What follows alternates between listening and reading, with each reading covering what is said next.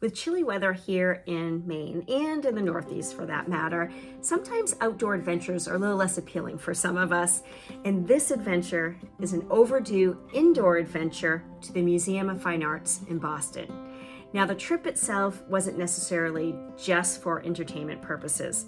It is a trip to seek inspiration to begin creating my own artwork, along with spending a little time with my oldest child.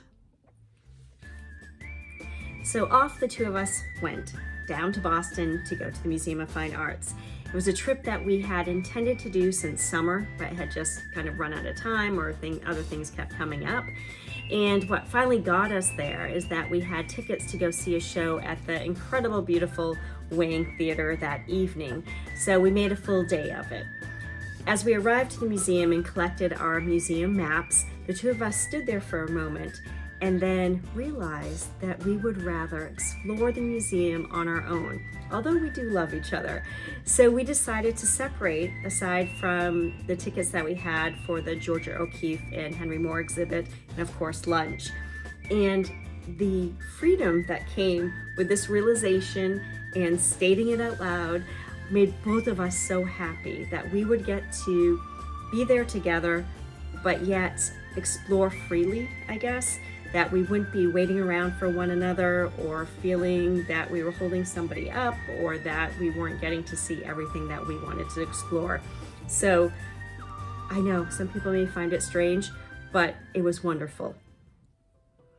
For any of you out there who may have watched some of my past adventure videos, you may recall seeing a video called Breaking Routine.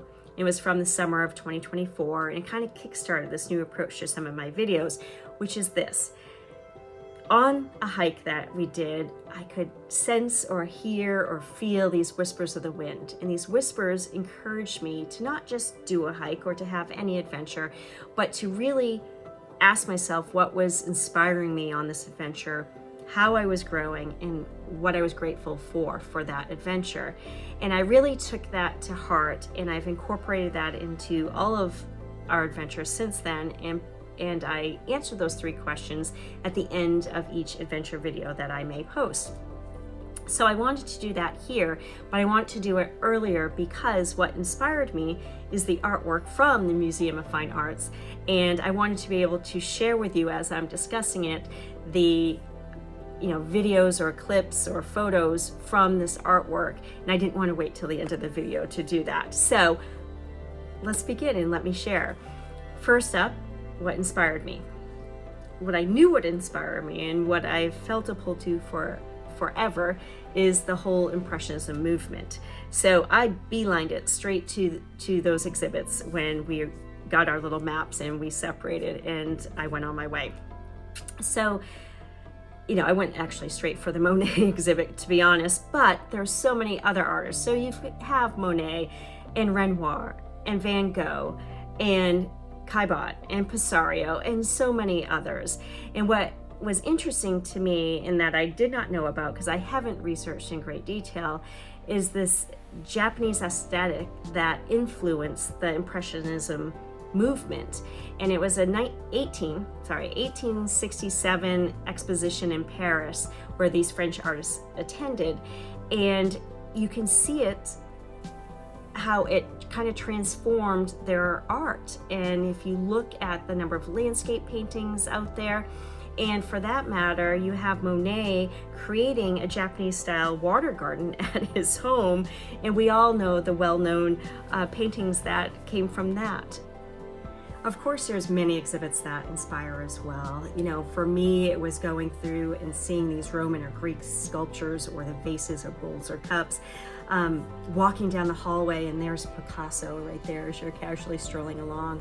And it's interesting to see what does pull your eyes to it and inspire you in that moment. And I'm sure if you walk through again, other things may grab you. So I find that fascinating as well. I think I'm also inspired by the fact that the more we put ourselves out into such situations as going to a museum or getting out in nature or walking through a city and appreciating the architecture, we begin to see things with a new lens and may be inspired to grab a hold of some of those things and create something from ourselves as well. Okay, next up is how I grew.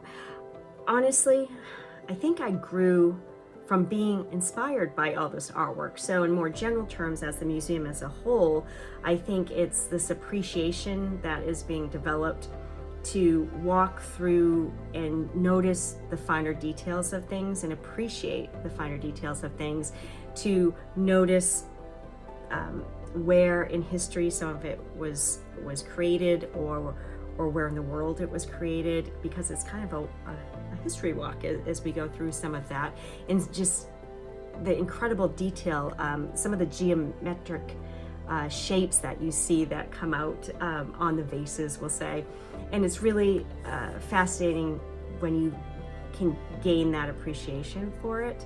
And so I think that's how I grew. From the Impressionist standpoint, since I focused on that a little bit, it was noticing, say, the difference between a Monet and a Van Gogh and a Renoir, and the different brush strokes that they each use, or the different colors that they use, that make their art distinguishable from the other. And I find that fascinating as well.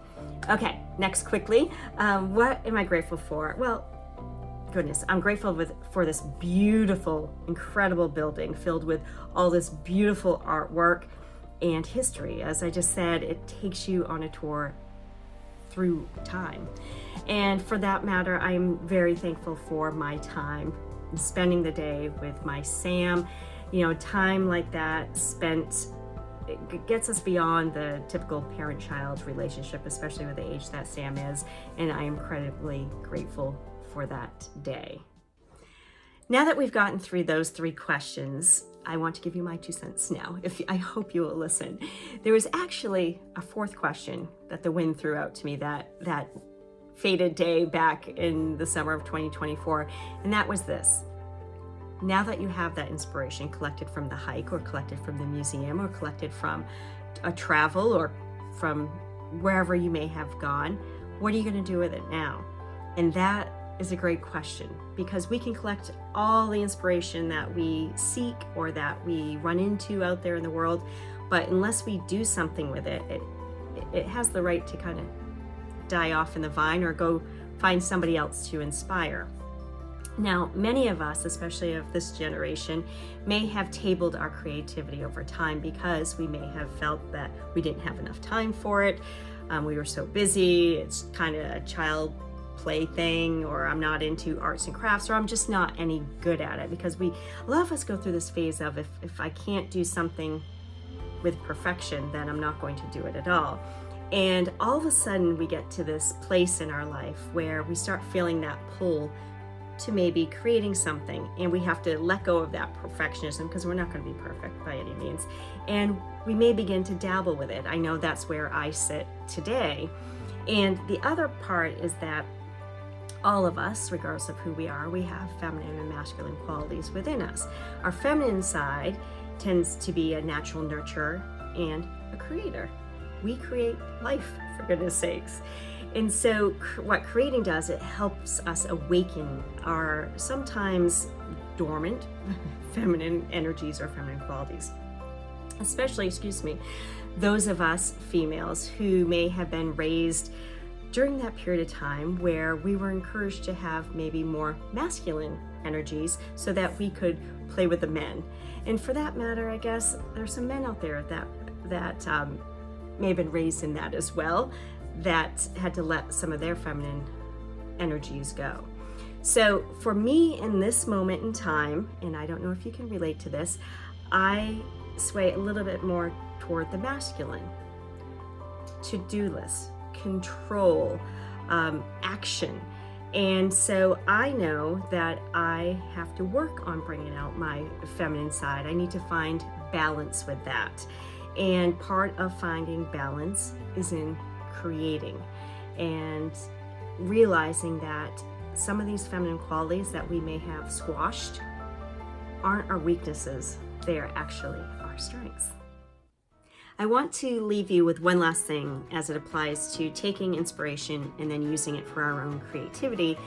And that is an analogy that kind of popped into my head as I was prepping this. Now, it starts with Stephen King on writing, and I've shared this book in the past. I actually did a video on it, I think in 2023, maybe 2024. Fabulous book, by the way, if you just want to learn a little bit more about Stephen King himself, and then tips on writing. So both things. But in the piece on writing, on half of the book that gets into that, he shares this. If you want to be a writer, you must do two things above all others. Read a lot and write a lot. There's no way around those two things that I am aware of, no shortcuts. He says that if you want to be a writer, that you need to read a range of books, genres, and authors. And that is going to assist you in developing your unique style. So read all that, take in all that information, practice writing. You need to write a lot as well. Try things on for size, and mimic other writers a little bit. See if that style fits you. Maybe take a nugget from that, and in doing so, you're creating your own style. But you are taking pieces from all these different genres or authors and coming up with your unique style, as I just said. So I find that this can apply to creating as art as well. Instead of reading books, instead we are consuming. We are consuming going to the museum, so all that artwork, or we're consuming out in nature, or we're consuming the architecture we just talked about and looking at these beautiful buildings in the cities near us, and we're bringing all that in, bringing in all that inspiration, and we're going to try it on for size now. We're going to start playing around with different mediums of art until we can find what fits for us, and that could be in melding all these different things that we pick up on from different artists in different genres, so to speak, and modalities, and find our own vision for our artwork. So that's my 2 cents again, and that's why I wanted to head to the Museum of Fine Arts and become inspired. And as a result of this trip, we had the holidays shortly thereafter, and I was gifted by my children the most amazing gifts. So I got a general impressionist's masterpiece of art. I got a little Vincent van Gogh book. I got this gorgeous Renoir book. Oh, so exciting. And this whole Monet book. It is a weight. It'll be protection if I need it in the house. And then a little sweet thing was that Sam snuck into the store at the museum and got me a little Monet mug from the Museum of Fine Arts, which was very sweet. So overall, I feel very blessed for the experience, the time with Sam, for the follow-up to all of that, and for getting inspired. So maybe one of these videos will be a video on what I create as a result. Thank you for joining me today. I hope you have enjoyed this indoor adventure, and I hope you will come back again. I think next video will be a book again, and until then, be well and keep stepping forward. Thank you.